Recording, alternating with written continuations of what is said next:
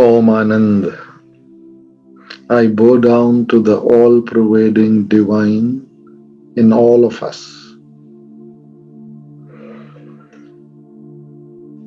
Happiness. The pursuit of happiness is our topic for today. We all want a childlike happiness, ever glowing happiness, ever glowing masti. That is the goal. So, when you ask an ordinary person who is leading a day to day life, how are you? He answers, सुबह होती है, शाम होती है, जिंदगी यूं ही तमाम होती है. कि morning till evening, the life is just getting wasted. But if you ask a supremely happy person, the one who is immersed in the self happiness after self realization, he tells you, सुबह होती है, शाम होती है, जिंदगी में आनंद की बरसात होती है. Meaning, morning and evening, my life is filled with the raining happiness. So that happiness is our goal. But problem is we have seen everybody going for happiness, not reaching there, not reaching the destination. So when you ask them, say they say कि चलने को चल रहा हूँ पर इतनी खबर नहीं कि मैं सफर में हूँ या मेरी मंजिल सफर में है. You can say that I'm treading the path to happiness, but I don't know whether I am moving or my destination itself is moving. So that is the pursuit of happiness. So our Rishi Munis did a lot of analysis on the subject of happiness, and it is very interesting. So they said that there are different levels of happiness. One which everyone is familiar is the sensual happiness, happiness attached with five senses. That we are hungry, we eat food, we get taste, and we get that happiness, that blissfulness. But that is very short living. As our stomach is filling, the intensity of that happiness reduces. And it's a momentary pleasure, I can say. And that happiness can even be enjoyed by animals. Then what is special about human life? So, sensual happiness, the happiness attached to the taste, to good music, which is pleasing to ears, to good smell, to the senses of touch. These are all sensual happiness. But then there is beyond sensual happiness. That is, the next level of happiness is the worldly happiness. The worldly happiness is also of different kind, which is beyond senses. Just an example, if you consume alcohol, alcohol doesn't have any sensual pleasure, it is tasteless. But your mind becomes free of thoughts momentarily, and then the happiness within get opportunity to reveal itself, and you feel a special kind of happiness, isn't it? So that is ati indriya sukh, the happiness beyond senses. Just an example, but this is very lower kind of worldly happiness. This is tamasic happiness. Then one level above that worldly happiness is Rajasi and then Sattvic, meaning Rajasi is that if you watch TV, go source of entertainment, there is a happiness attached, and that is Rajasi. And then you can help others, you can do charity, you can do volunteer work. That also is worldly happiness, but that is one level above. It is sattvic worldly happiness. So these are all still worldly happiness. Then comes the emotional happiness. The emotional happiness, which is when you hug your child, you feel the emotional happiness. When you meet a friend after a long time, you feel emotional happiness. And the devotees, when they chant the name of God and when they close their eyes and in the remembrance of God, that is the devotional emotional happiness. It is devotional in nature, but it is still attached to the emotions.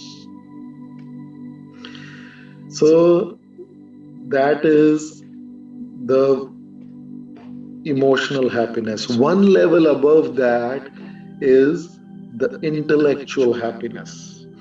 So some people, they just do some research, they have some problem, they find the solution and they feel happy. That is Rajasi in nature. Now Sattvic is when you find the truth about your own self. When you read a good scripture, you think about let any topic, let's say the topic of death, or the topic of birth, or the topic of who am I, or what is mind, what is intellect, any one topic you dwell into. And after reading or listening from experienced people, you close your eyes, you sit, and then it clicks. That click, when you get a deep understanding of the subject, there is a happiness associated with that. That is sattvic in nature. That brings you closer, one level closer to higher happiness, which is the happiness of concentrated meditational mind. So happiness of meditation. So meditation, we have spoken about, it is beyond contemplation, it is beyond concentration. So that true meditation, when it starts happening on its own, when then you feel the deep, long lasting happiness, which is not dependent on any external object. And that is the bravery. If you can, true bravery is when you can generate the happiness without any external circumstances, without any human intervention, or without any object. You are engulfed totally in that bliss. And if you can do that, that is the real bravery. That is the goal. So that is one level up. So, and then when you contemplate the subject of who am I, and as your understanding becomes deeper and those understanding convert into experience, that is when you start experiencing that bliss within. That is when the bliss of Anandamaya Kosh starts revealing itself in all the layers of your existence. That happiness is the true happiness which a seeker is seeking. Now, you have to be a true seeker in order to seek that happiness, not just a believer. Do not just believe, seek. So, that happiness, when it comes, it can be experienced, it can be tasted, but it cannot be put in words. It is that happiness is like a song that arises in your heart, but it doesn't reaches your lips. That is something that you feel within. It cannot be described in words. Once you attain that happiness, then only the sadhana, the seeking becomes a pleasureful event. The life itself become a utsav, life itself become a festival once you reach that state. They say that once you experience that happiness, even for 3 minutes, as short as 3 minutes, then you will never, you will be beyond the cycle of birth and death. You will attain the supreme goal of life. That happiness is our goal. Once you experience that happiness, no one can steal that happiness from you. The boredom word will be deleted from its root.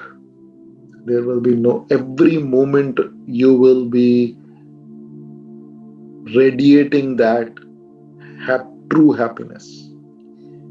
So that, and with that, your intellect becomes sharp and calm and peaceful. You experience very peaceful mind all the time, which helps you to take the right decision in life. And with the help of those right decisions, you will start attaining success in every sphere of life. And that will bring in the wholesome happiness, not only the happiness in the inner world, but the outer world you will experience will also begin to bring you happiness all the time. So that divine happiness is very rare to find. So that is the reason people are not talking about it very commonly. But Atma Gyani Purush, the one who have realized the self, you need to be in satsang with them, in a company with them. So satsang, the company of that truth in the form that, meaning the company of the like-minded seekers. That is the satsang. When like-minded seekers come together and they all together explore the truth, that is satsang. First level of satsang. There are different levels of satsang. We have spoken about that also in different video. So the goal ultimately is to attain that true happiness which can make you a complete human being, which can bring you divine experiences, which can totally make you a calm person, which can bring you to the realization of the self. That happiness is our goal. So be in touch with art of blissfulness, and together we will tread that path to that supreme blissful happiness. I'm telling these words are from my experience, not just by reading somewhere. So be in touch with us, be the part of satsang, and be in that anand, that blissfulness, that true happiness. Om Anand.